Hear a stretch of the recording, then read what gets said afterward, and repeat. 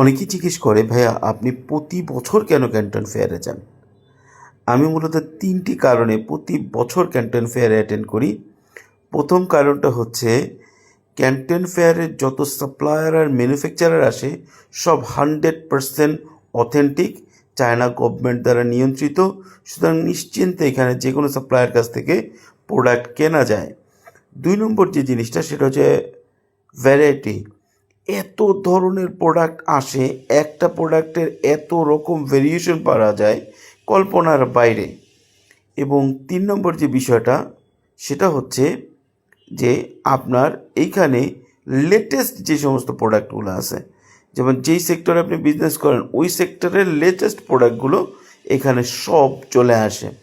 আর একটা বোনাস কারণ বলি, এখন নতুন উদ্যোক্তারা ক্যান্টন ফেয়ারে যায় তাদের সাথে সময় কাটানো এবং তাদেরকে মোটামুটি ক্যান্টন ফেয়ারের পথ দেখানোর জন্য যাওয়া হয়।